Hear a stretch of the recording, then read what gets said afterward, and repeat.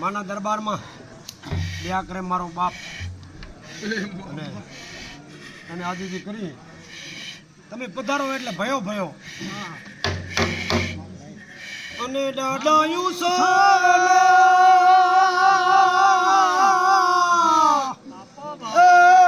દાદા ગુઆ ઉસા દેરા હોય સુરાના અને ખમકે ના ઓડણિયા એક કમાલ લઈ લો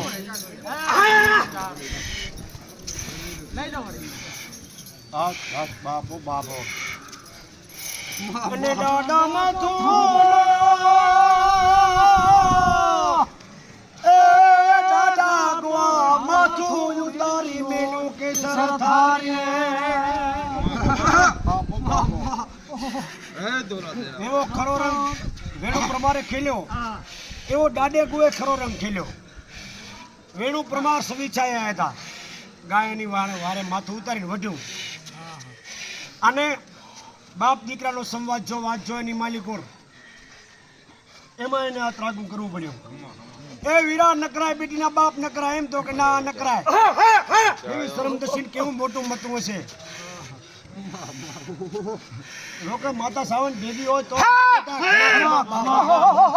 નકર શક્ય નથી એકવાર રાડ પડી જાય તો આખા ત્રાગામાંથી પાણી ફરે અરે કબાપા આટલો શિવરાયો કે ત્રાગામાંથી પાણી ફરે અરે નથી કરવું તો કે ના કરવું છે વાંચો એમાં દરબારે એના સામે બહુ કમેન્ટ કાઢ્યા હતા તું જા બ્રાહ્મણો તો પહેર દે તો ભાઈ ગુવાનો વીરો છો તો ગુવાનો તો પહેર દે બાપા તમે એમ કહો બ્રાહ્મણ થી મારો નથી તો નથી પહેરવું ઈ કે ગુવા બોલતા હશે એમ બોલે હોય નથી કે ડગલા શિવડાવે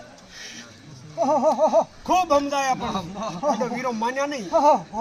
હે બેટીના બાપ મારી 85-90 વર્ષની ઉંમર અને તારી 40-45 વર્ષની ઉંમર બેટા તું ધકતો આય ને હું હાલ્યો તો ગુવાનું જીવન ભિખાર કહેવાય બાપો બાપો તું ન પહેર વિરાટ ડગલો તો હું પહેરી કે બાપા પ્રેમથી મારા બાપ તો પહેર ને પણ તારું નખું જાય તો ભલે આજ જ જાય 100 મહિનામાં નહીં ભલે આજ જાય નખો જ પોસ નકર તો રાજગોર સમાજમાં મેળા રહેશે કે રાજગોરના ડગલા ખીલી રહ્યા હતા મારું નખો જ પસંદ છે બાકી મેળું પસંદ નથી એના બાપ એમ કે 90 વર્ષની ઉંમરે હું ધકતો આવી બાપો બાપો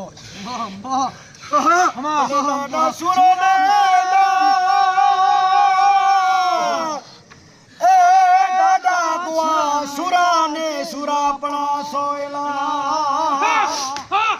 ઓને દાસીના આપણા લાગે રહ્યા એક દોયલા રે બાપો બાપા